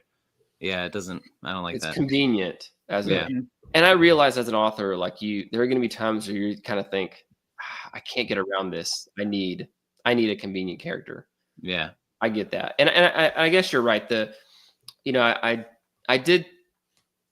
I get it now that you're bringing it up and making that point where it allows Joey to be involved in the missions, but at an arm's distance. Yeah, or arm's length. And I thought, okay, but Joey doesn't have to be a teenager. Why couldn't it have been an adult hacker? Right. True. That was a special orphan. And then I thought that'd have been more annoying. Yeah. Way more annoying. Yeah. I wonder if he thinks the same thing you do a little bit, like he worries people. Because I've noticed in books lately, I don't know if you've picked up on this, but there'll be times where she will say, you can do this too. And he'll say, well, yeah, I can do it, but not as fast. Or I don't have the time. So it's almost trying to make it look like it's not that he needs a tech person. It's just that he needs her, and she just happens to be able to do it quickly. Yeah. So I wonder if he's trying to pull back on that a little bit and be like, dang it, that did seem kind of convenient. Yeah. I don't know. Well, he has what got me is whenever she was like, we don't need any special equipment. You already have it here. Like, how fortunate you already have it. I just gotta turn things around and flip this switch, and now it's a supercomputer. Make it even better. Yeah, It's exactly. like, and now I can basically run a million algorithms at once. I just need some Red Vines and Dr. Pepper, and I'm good to go. Yep. Mountain Dew and Flamin' Hot Cheetos, man. And you're man. Mhm. But yeah, so yeah, it is. I thought it was frustrating at the beginning, but the more she grew on me, the more I was like, I don't care. Yeah, That's then you awesome. can just you can let it go. Yeah. Okay, Greg. Right. Yeah. I'll accept it. Yeah, I'll allow it. That's exactly right. Okay, Griffin, are you talking about Tracker, the TV show? I wonder. I've only And watched. there's, the first two I mean, episodes. obviously, there's a book for it too. Yeah. Okay. Yeah, I don't know what Tracker is. New show on CBS, but it's a book written by oh gosh, what's his name? It's the guy that wrote the Bone Collector series, right? Oh, Is it Deaver? the same guy? Devers? Yeah, Devers, yeah. Jeffrey Devers? Yeah. Deaver? So he wrote There one? this Tracker character, yeah. Okay. He's basically someone who's hired and paid to go find people that are Find missing. people. Yep. Like a private, almost like a PI, but for tracking. Yep. Oh, it's that the TV show has that guy from This Is Us. This Is Us. Yeah, Yep. I can't not see him I doing know, anything Is else. that character. Yeah. Mhm. So I He's see him pretty doing good. that. I'm like, you're just you're playing your actor character from that show. Right. Interesting. He was in Smallville too. He was Aquaman, I think, right? Mm-mm. No, Green Reacher Lantern. was Green Lantern, or not Green Arrow. He was Green Arrow. Green Arrow. Yeah. Yeah, Green Arrow. In Smallville? Yep.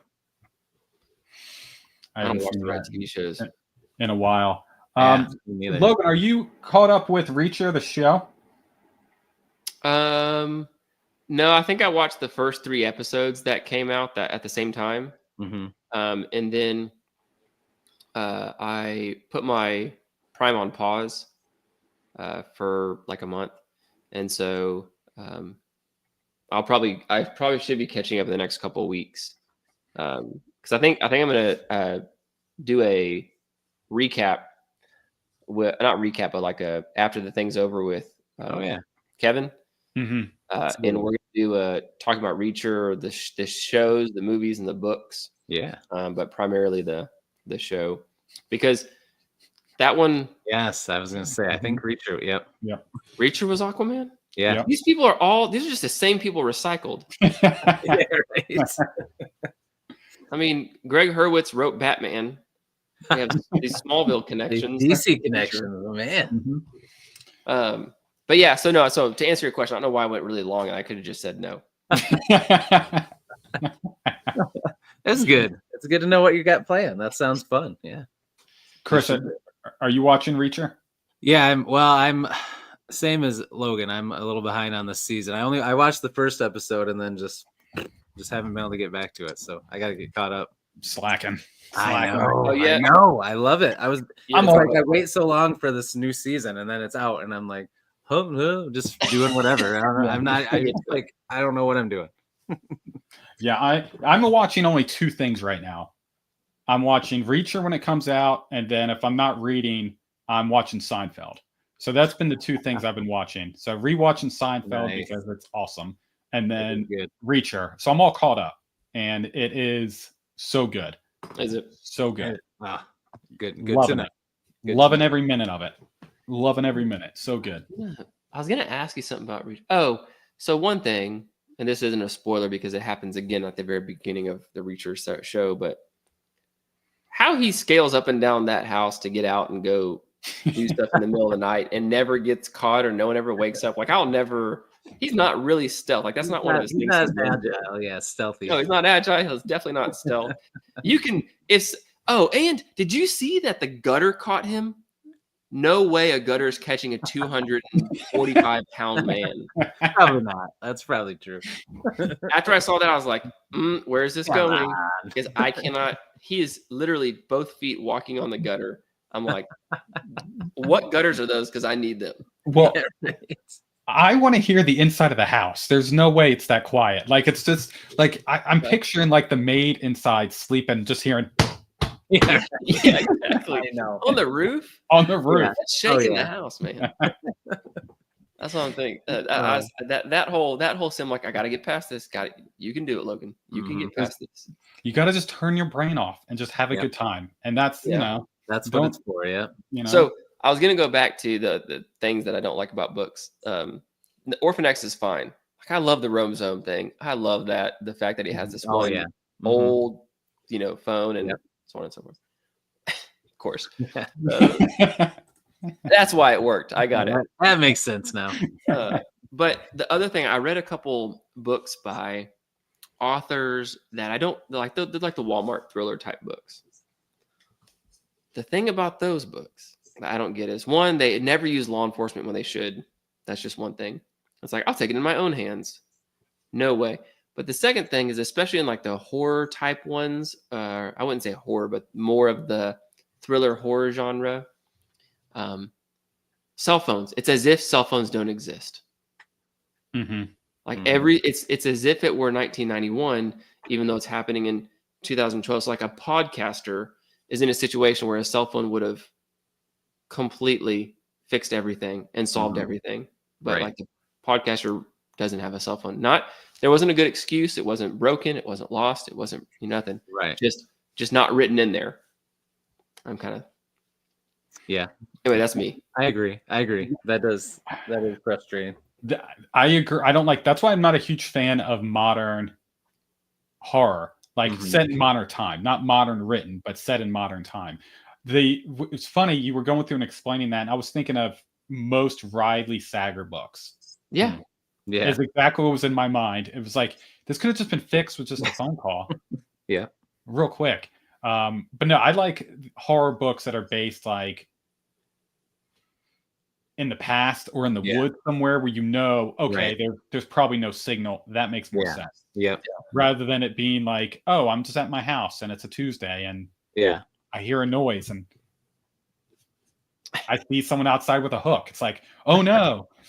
I better go hide without a phone. Yeah, exactly. Even though it's in my pocket, it's like you're hiding and you're not doing anything. But then at the end, the phone is what gives you away. Yeah. Oh yeah, I could have called 911 hours ago. Shoot. But there are times as well where cell phones would make it too convenient and too easy of a out of things. And so I realized you can write a book where you want cell phones not to play a prominent role like they do now. Because like, think about it. Books aren't describing people, and Angela came off the elevator staring at her phone. No, they describe it in a different way. Right. Yeah.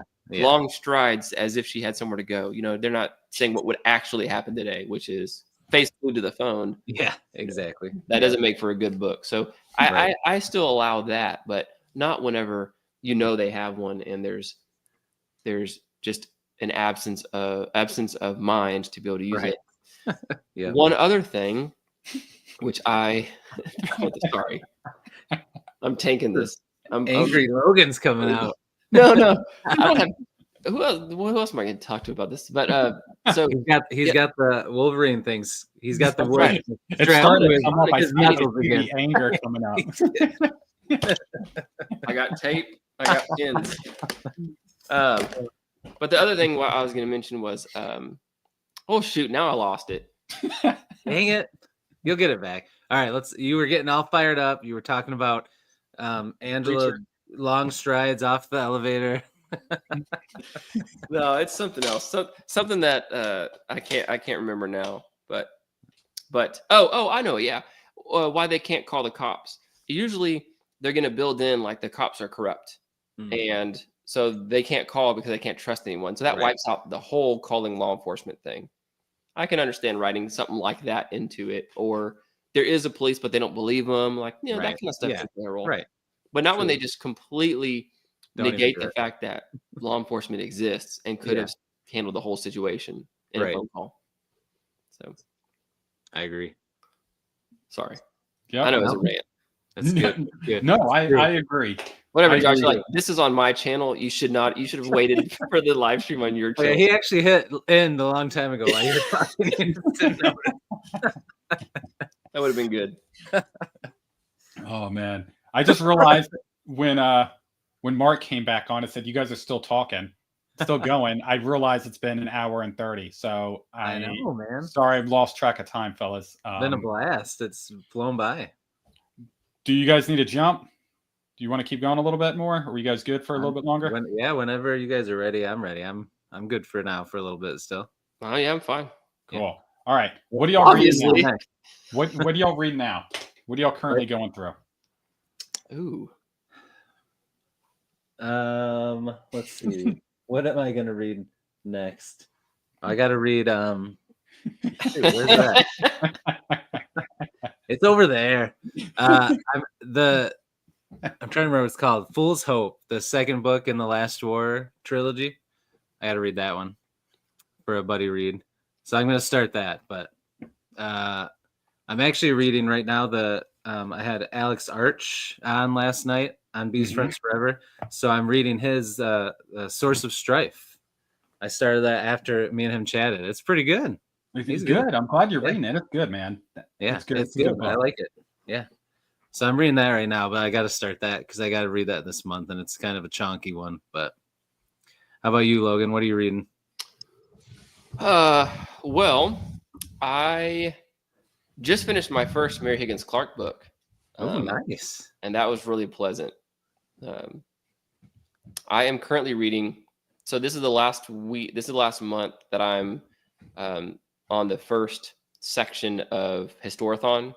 So I'm still reading my Egypt history book, Social and Cultural History of Egypt. Okay. I'm reading that. And then I'm reading a Western that is, if it's not self-published, it's like a really small indie press book called Shiloh by Dusty Rhodes, which I was like, the wrestler? When did Goldust?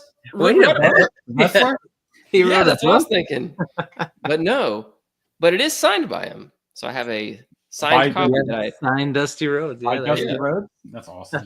So yeah, that's awesome. I picked that up, so I've got to read that. And then I don't know when my next audiobook's going to be. So I usually have some sort of nonfiction, some sort of fiction, physical copy, and then I usually have an audiobook, but I don't know when I'm going to start audio book wise. And I got to get into the Sam Buckland series again.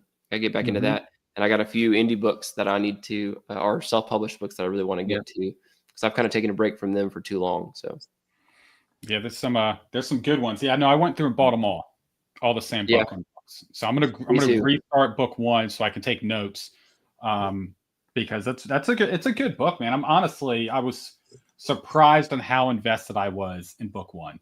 Like when I was like, okay, like we'll see, and then I was like caught myself like in the book. It was very well written. Yeah, if that's an urban fantasy book, Chris, by I'm trying to look it up right now. I don't think I've heard of that one. By Philip Crawford. He has a traditional fantasy or epic fantasy series as well, but this is the urban one. And he's Josh and I think are going to try to read through all of them, and then Philip agreed to jump on, and so we're going to try to do a thing with him. He doesn't care who jumps on, so if that's something you want to get in on, you of course can. What's the first book called? The Chains of Prophecy. Chains of Prophecy. Yeah. I love a good urban fantasy.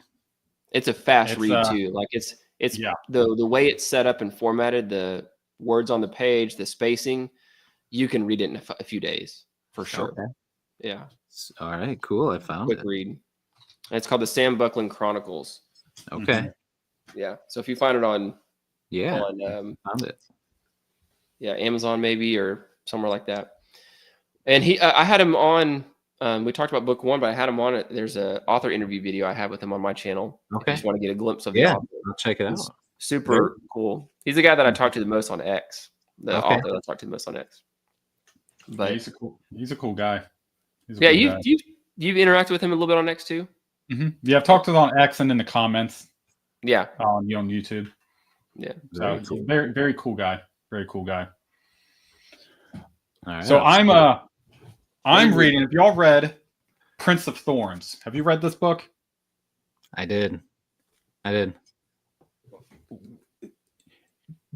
It's Joffrey in a fantasy world. You're following Joffrey from Game of Thrones, and he's the main character. The dude, like, I hate him so much, but I love this book so much. Like, I love this book. That's how I was too. 12 chapters in, and I like despise him as a character. But damn, this is a good book. Like, it is. Yep. Mark Lawrence killed it in this. So it's like I'm unless he kind of destroys the end of this book, there's no way I'm not going to complete this series. Yeah, it's so good, so good. When you finish it, let me know so we can talk about what you think about the way he finishes that book. Cool. What's Mark Lawrence? I've heard that name. What else does he write? He wrote the let's see. He's got this one. He's got this trilogy. It's like a nun. Yeah. And then he's got the new ones. It's like the book what's it? The library book trilogy. Yeah. I can't remember what the first one's called. I don't have that one. The Book That Wouldn't Burn. Yeah, The Book That Wouldn't Burn. That's what I know him from. That's the books I know him from. Yeah. Yep. Okay. Yeah, that's his most recent ones. Yep. So not the ones you just showed. Oh no, I've got like 9 of his books, but I don't have that one.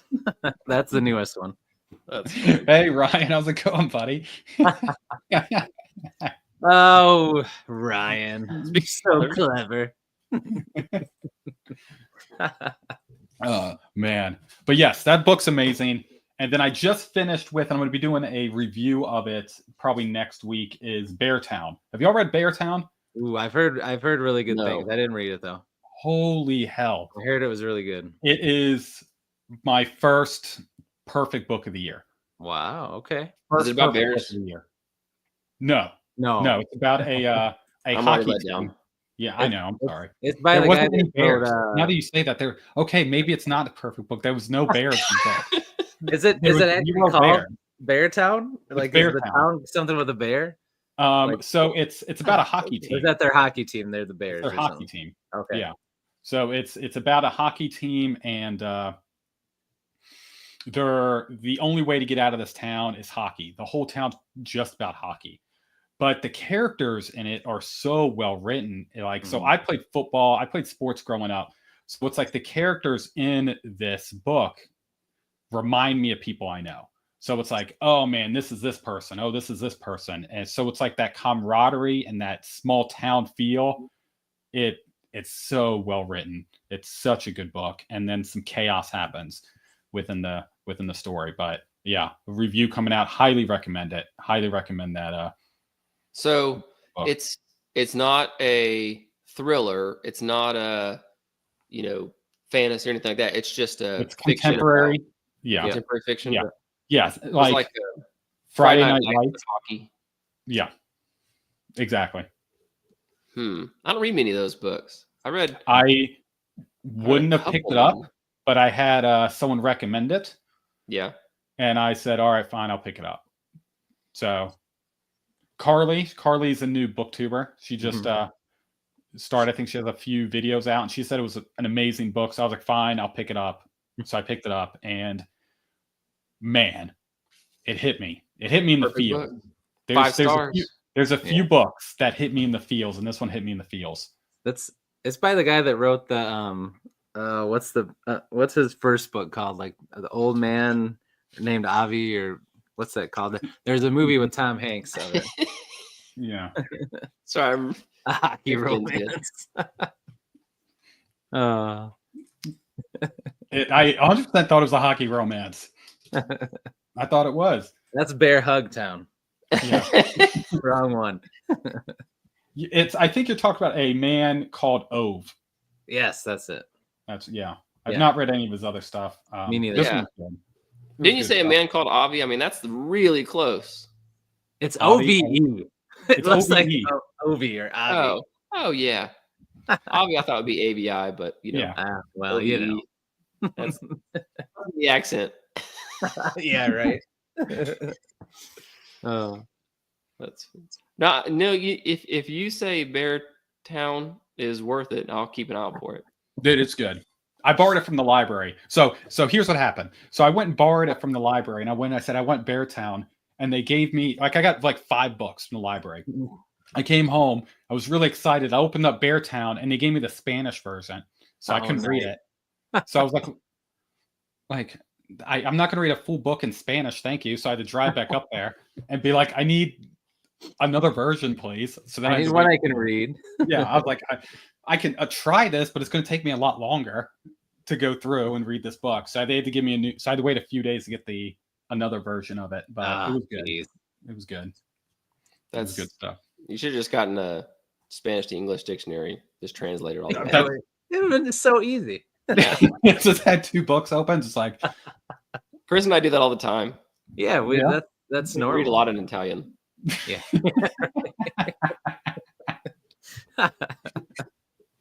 Oh man. So Beartown. So what else are you reading? I'm getting ready to start Open Evening by Lee Hall. Oh. So Lee, I know that author. Yeah, so Lee Hall wrote The Last Outlaw. Yeah. So good, guys. You go seriously. This is a short thing. Read this book. Mm-hmm. But so I'm reading his it's his first book, but it happens. This one's a prequel, so it technically goes this one then this book. If you go on the time, I didn't know they were connected. Okay, yeah, they're connected. Cool. Yeah, okay. Which I didn't know they were till after I read this, and he said, "Oh, you can read this," and I'm like, "Oh, yeah, like, okay, so cool, so good." So that's next. Is those 2, and then is there another book that I'm reading next? Yeah. The one more. There's one more book that I have to read this month. Is Point of Impact. Oh, the yep. Bob Lee Swagger. Yeah. Bob Lee Swagger. So from Sniper. Yeah. Yep. The Mark Wahlberg book. And that's what, I have a buddy of mine who loves this book. And he's like, you got to read. I'm like, I can't read this. I'm going to think Mark Wahlberg the whole time. Yeah. And like, he's like, oh, it's really good. So I told him I would read it, but it's thick. So I'm going to read it at the end of the month. I'm going to read these ones I want to read first. Oh, we have someone new that joined. Yeah. Uh-oh. Comics and Tortillas. That's a sweet name.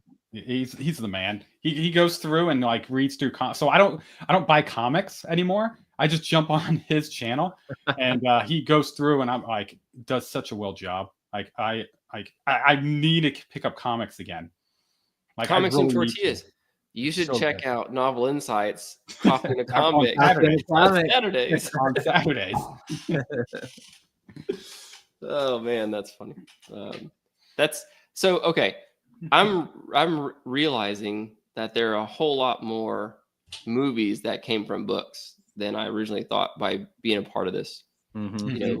BookTube or just reading more too. Yep. Because I just get I better have it in the description. That's where that link to that in the description. That's going to be in this description. It'll be in the description. Jump on, man.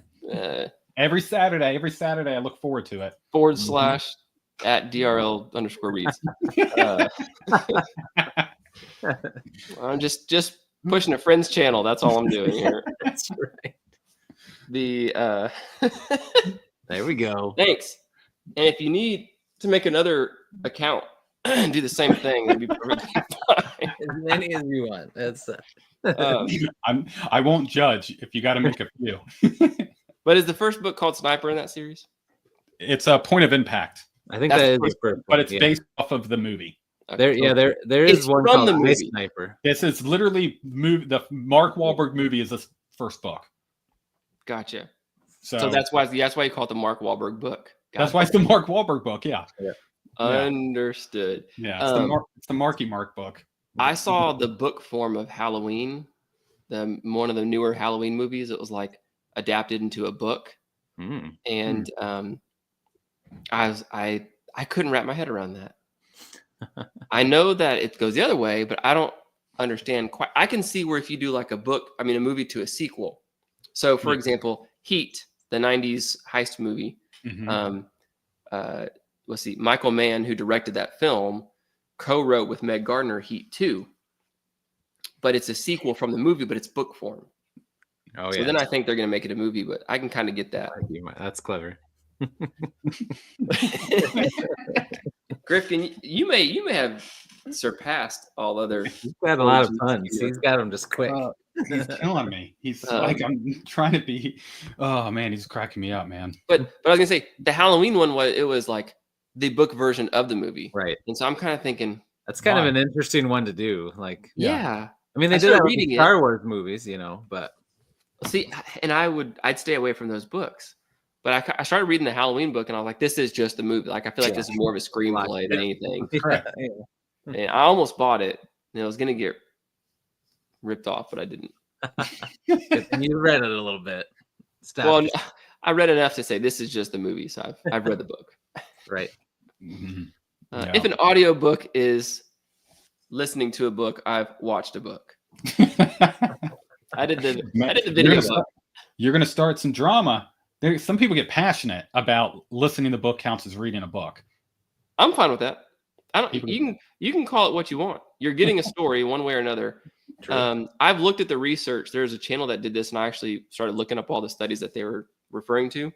And I've looked at the research that shows, there are some slight differences in the reading versus listening to, but there are also so the pros or the benefits of reading versus listening to. There's also benefits of listening to that you don't get from reading. So, for example, we can't help when we read. We'll always just scan a little bit ahead. Sometimes it's just the page. Sometimes it's the sentence. Sometimes it's you can't do that with an audiobook. So you only consume the book as it comes to you. There is no looking a little bit ahead, like you're looking, there's, I don't know, someone hears something and you're looking ahead to see if you quickly recognize a name from a character, okay, it's okay. That's just that character. You can't do that with an audiobook. So there's going to be things that make it different, the experience different. At the end, overall basic comprehension of a story is pretty much the same. So I'm fine with, if I was one that called it the same, I'm fine with calling it the same. And I'm fine with saying you're listening to a book, not reading a book. Yes, correct. Reading means looking at and interpreting language through the visual processing system. Got it. I'm cool with calling it listening to a book and reading a book. They're still the same. Yeah. At the end of the day, you're consuming a book. Yeah. And that's and in this day, you get a story. Yep. Yep. Oh man. We've all been there. That's what everyone in the comment section has done with this entire stream at this point. Oh man. All right, I guys. think that previous comment that was you guys are still going, ! I think that was a typo. Should have been a question mark. But you guys are still going? I think that is what I was supposed to say. You're right. How's it going, Mr. Parker? Hey. I mentioned Zach earlier I said, what was it? I don't know, something. I mentioned Zach earlier. I can't remember. You weren't here, Zach, but I mentioned you earlier at the very beginning. You have to go back and see what I said. That's right. You need to watch it all. It's very Yeah. No. Once you hear your name, immediately go to the next. Immediately jump off. It was some book that we either both read or something like that. We talked about at some point. So I do not a lot. I've done a few buddy reads with Zach, and so we just read the Batman Ultimate Evil. Ooh, yeah. Have you all read that? I've read that one. Yeah. Back in the day, I read that a while ago. Yeah. Yeah. Because I think I mentioned that I got it, and you were like, "That's a darker one." Yeah, it is. It's good. And it was good. But anyways, Zach and I read that one recently and talked about it, and really had a pretty good conversation about it. But Josh, if you haven't read it, it is a fast read. Yeah. It's very grounded, where he goes after like a child slavery ring kind of thing. Yeah. It's really good. Like a trafficking type thing that and it's not super high action packed. It's a lot of character building, story building, that kind of stuff. It was really good. Cool. All right. I got Shiloh and then Batman Ultimate Evil. Shiloh? Why'd you write that one down? Because you mentioned it. Dusty Rhodes wrote it. Okay. We gotta see what how Dusty Rhodes I writes want a to see book. what Goldust did, man. Come on, I got to figure out what the Rhodes is doing. Yeah, the Rhodes, man. You got- I need to find a book by someone named Cody Rhodes. That would be hilarious. I'll put them right next to each other. You Like, should. yeah, Father- That would Father- be awesome. Oh man. Yeah, go ahead and I guess write that. Hey, you know what? Don't write it down. When I'm finished with it, I'll send you a signed copy of Shiloh. It is one that I got no problem passing along. There's no I don't have any reason to keep it. Cool. We'll pass. We'll read and we'll just keep passing it around to people. Yeah, I like a that. signed copy. Like, no, A signed copy. I don't feel bad for Dusty. Yeah. So I think you need to sign it also. So sign it under Dusty, and then I'll read it and I'll sign it, and then we'll just keep passing it around and just have everyone go through and sign it after they read it. Say no more. I will do that. Absolutely, I'll do that. Awesome. All right, fellas. It's been 2 hours of awesome conversations. It's been a lot of fun. I really do appreciate y'all jumping on and doing this buddy read, and appreciate everyone jumping on. Grifton, the real MVP of this whole conversation. Yeah. I appreciate you. Yeah. There was one question that went unanswered, which was, what's our next? Oh yeah. So we'll have to figure that out. Yeah, we will. Yeah. We need to definitely do something this year. So we'll talk about it. We'll figure it out. We'll let the world know. Yeah. Maybe Maybe it'll Shiloh. Maybe it'll be Shiloh. Who knows? Maybe. All right, everyone. I appreciate it. Thank you so much for joining. I'll see y'all next time. Thanks for having me. Yeah. Thank you, Yes. sir.